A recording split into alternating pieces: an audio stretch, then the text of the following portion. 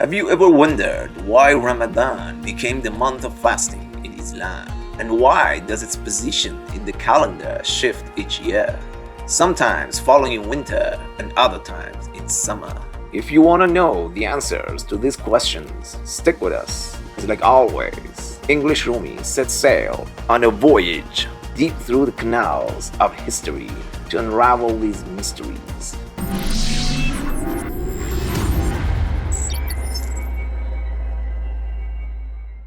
In 624 CE, during the second year after the migration to Medina, Ibn Abbas narrates that Muhammad encountered the Jewish community observing a day of fasting known as Ashura.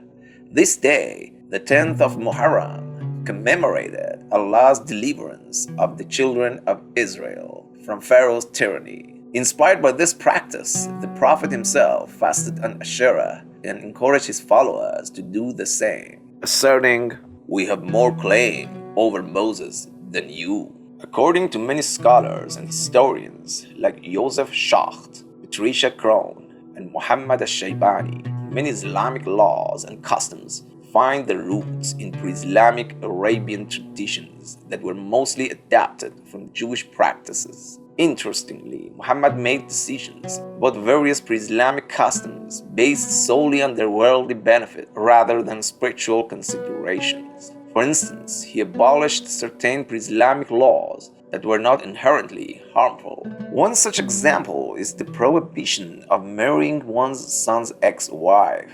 Muhammad terminated this custom just so that he could marry his son's attractive ex-wife. This change of custom and its associated dramas are explored in this clip.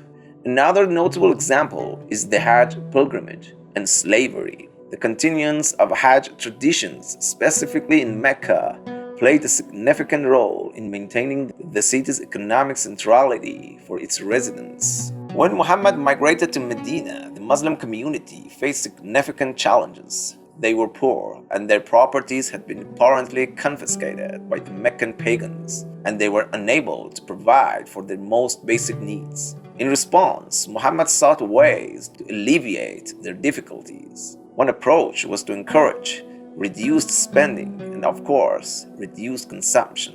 Among these was the introduction of fasting. Therefore, in the second year after the Muslims' migration, the Quranic verse from Surah Al-Baqarah established fasting as a mandatory practice for Muslims. Believers, fasting is enjoined upon you, as it was enjoined upon those before you, so that you become God-fearing. This practice was not an innovation, but rather a continuation of a long tradition of fasting found in Judaism and Christianity. Moses fasted for 40 days upon receiving the commandments. King David fasted to seek God's mercy. Jews commemorate the destruction of the temple in Jerusalem with a fast marking a day of divine wrath. This directive was also part of a broader strategy to foster discipline and unity among his followers during challenging times. Aside from its spiritual flavor, it could be counted as a very smart move in Muhammad's political leadership. But we'll see how, in the end, he naively screwed it up. As you saw in verse 183 of Surah Baqarah, there is still no mention of Ramadan. In fact, according to most historic sources and hadiths, Muhammad initially made fasting obligatory for 3 days of every month.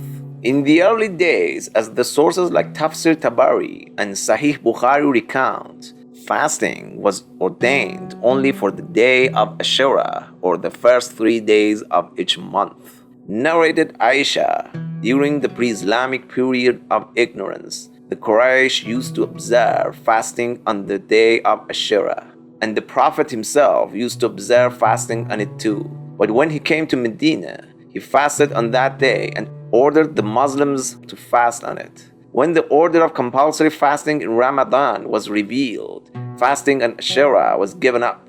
But whoever wished to fast on it did so, and whoever did not wish to fast on it did not. Also from Sahih Bukhari and Sahih Muslim, reported by Abdullah bin Amr bin Alas, who narrated that Muhammad said, Fasting 3 days every month is equal to fasting your entire lifetime. But how, in the end, the entire month of Ramadan became the designated time for fasting? To study that, first we have to study lunar and solar calendars. This study may take a couple of minutes, but the result is astonishing.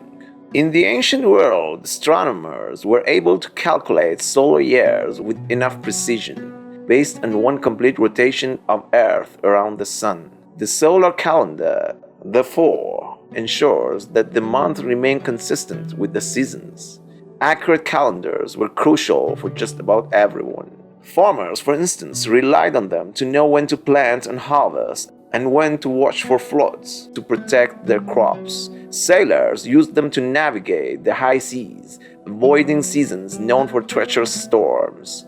Armies also marched to the beat of the calendar's drum, planning their campaigns to avoid the worst of the weather. Even traders kept an eye on the calendar, timing their journeys to make sure they hit the market when demand was high and the goods were fresh. In contrast, the lunar calendar, followed by ancient Arabs and Jews, is based on the phases of the moon, with each month lasting 29 to 30 days. However, a pure lunar year falls short of a solar year by approximately 10 days, causing a drift that necessitates the addition of an extra month every few years to maintain seasonal alignment. The Hebrew calendar, still in use today, incorporates a similar system of intercalation to align the lunar month with the solar year, ensuring that every given month occurs in its established season every year. They added an extra month called Adar 2 or Adar Bet to the calendar every few years to keep things lined up. The Arabs had something similar with their Nasi month, but that got axed when Islam came into the picture. Surah At-Tawbah from the Quran put an end to that, saying, "The number of months is 12 in a year in Allah's book since the day He created the heavens and the earth. 4 of them are sacred, so do not wrong yourselves during them. Fight all the polytheists, just as they fight you all, and know that Allah is with those mindful of Him." Nasi is an increase in disbelief. It leads astray those who disbelieve thereby. They make it lawful 1 year and make it unlawful another year, so that they may agree on the number of months that God has forbidden, and thus make lawful what God has forbidden. The evil of their deeds has become pleasing to them, and God does not guide the disbelieving people. Some Muslims view the term Nasi as the manipulation or postponing of the timing of the 4 forbidden or sacred months by pre-Islamic or polytheist Arabs. The tradition of sacred months Dhu al-Qa'dah, Dhu al-Hijjah, Muharram, and Rajab was established as a period of truce, allowing for safe passage and trade, especially during pilgrimage or Hajj. During these months, acts of warfare were suspended, enabling pilgrims, merchants, and others to travel to markets or places of worship and return home without the threat of conflict.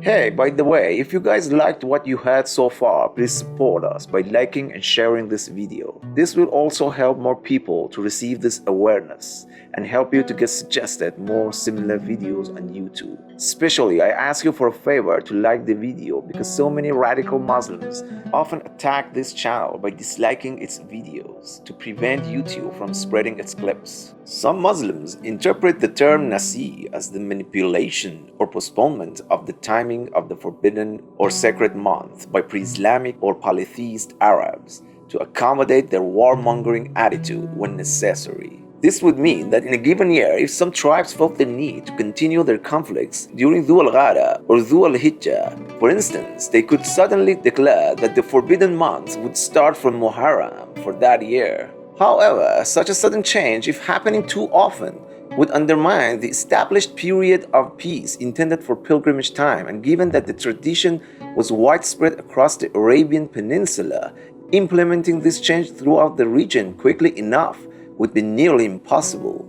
Furthermore, Arab traders, particularly the Quraysh, were the most powerful tribe in the peninsula and were the hosts of the pilgrimage, would suffer significant business losses. It is thus very unlikely, especially for the Quraysh leaders, who were also the main opponents of Muhammad, to adopt such a mechanism. Simplifying further, despite the numerous tribal wars in Arabia, the arbitrary shifting of the forbidden month every now and then would nullify the very purpose of the sacred month pact.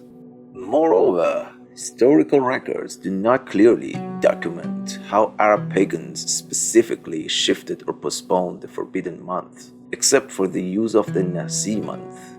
On the other hand, there is a well-documented war known as Fajr, or sacrilegious, in which Qurayshi tribes were involved and violated the sacred month's pact, but did not shift the forbidden months at all. As a result, scholars like Abu Ma'shar al-Balkhi and al-Biruni suggest that Nasi was the name of the leap month used in the pre-Islamic calendar, exactly like the very same word with the very same purpose used in the ancient Egyptian calendar system.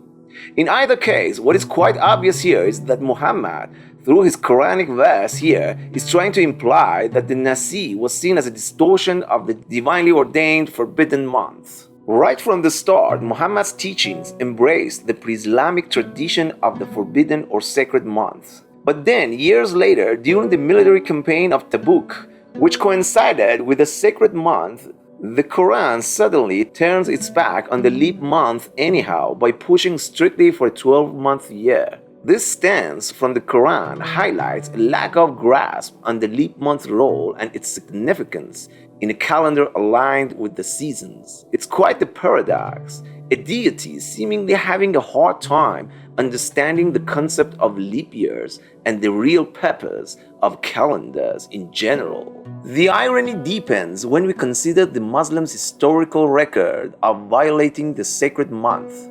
Take the Nakhla raid, for example, which occurred in 623 CE during the sacred month of Rajab. Unlike the Tabuk campaign, which was a bloodless effort against a foreign force, the Nakhla raid resulted in actual casualties. This led to significant criticism of the Muslims, as fighting during the sacred month was a serious breach of Arabian customs. Initially, Muhammad condemned the actions taken during the Nakhla raid.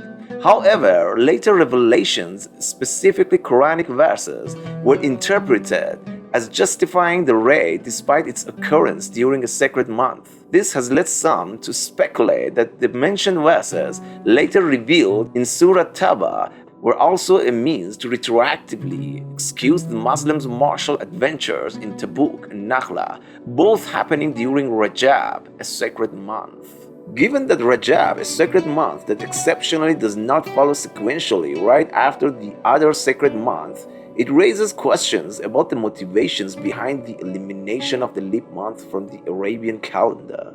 Some might argue that by moving the leap month, Muhammad was able to deflect criticism from the Muslims' actions by suggesting that the pagans had distorted the true timing of the sacred month of Rajab through applying the leap month or Nasi.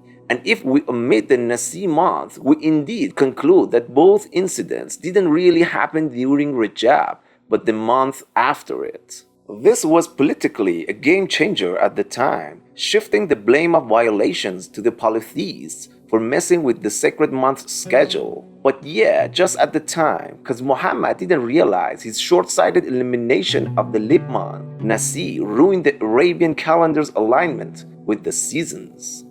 This decision had enduring consequences, particularly for the observance of Ramadan, which now sometimes falls during the intense heat of summer in Islamic countries, mostly located in the hot areas of the globe, where fasting from dawn to dusk can last up to 18 hours. Scientifically speaking, frequent extended periods without hydration in high temperatures can pose serious health risks, affecting everything from your kidneys to your mood, and even increasing the risk of chronic diseases. Yes, my friends, a fool threw a stone into a well, but now 100 wise men cannot pull it out. Another reason we can find for this move of Muhammad was his competitive nature against the Jews. He didn't want Muslims to be under the rule of a calendar inherited from the Jews, a decision so much like the change in the Qibla or the direction of prayer from Jerusalem to Mecca and the timing of fasts. Remember again how the hadith from Ibn Abbas ends. Inspired by this practice, the Prophet himself fasted on Ashura and encouraged his followers to do the same, asserting, "We have more claim over Moses than you." And as Tabari's rendition narrates, "We are more qualified to maintain the Moses religion than you." The wording of this hadith in both cases also proves the Muhammad's competitive nature against the Jews and their religion. When we examine the lunar calendar closely, we will see more traces of once seasonally aligned calendar. Here we see 2 months starting with the word Rabi'a, translating to spring, and the original names of these months were meant to reflect their place within the spring season. The shift in the Arabian lunar calendar from Rabi'ul Awwal to Muharram as the starting month was a symbolic recommendation by Ali bin Abi-Talib during Umar's caliphate, marking a new beginning for the so-called Islamic calendar. In Arab's ancient calendar, it's evident that Ramadan used to fall around September, the threshold of autumn. This was a critical time in the Arabian desert, where food was not as plentiful. The main sustenance for many, especially the poor, were dates, which were harvested until the end of summer. The timing of Ramadan, then, can also be seen as a strategic move by Muhammad to encourage Muslims to adapt to a period of scarcity, to practice moderation after the abundance of the date harvest, and to prepare for the leaner months ahead, especially during the early years of their migration to Medina. Are you tired of the divisions fueled by nationalism and religious bigotry?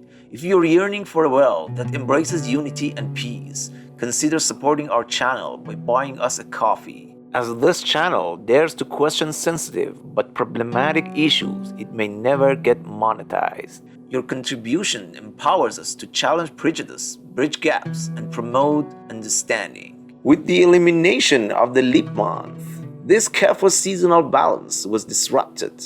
But later, as the Arabs gained wealth through conquest, the imperative to conserve food diminished. However, the practice of fasting during Ramadan had already taken on a significant religious dimension, and thus it continued independent of its original practical context. And don't forget to like, share, and subscribe. Also feel free to suggest topics for our next video. Peace out, till later.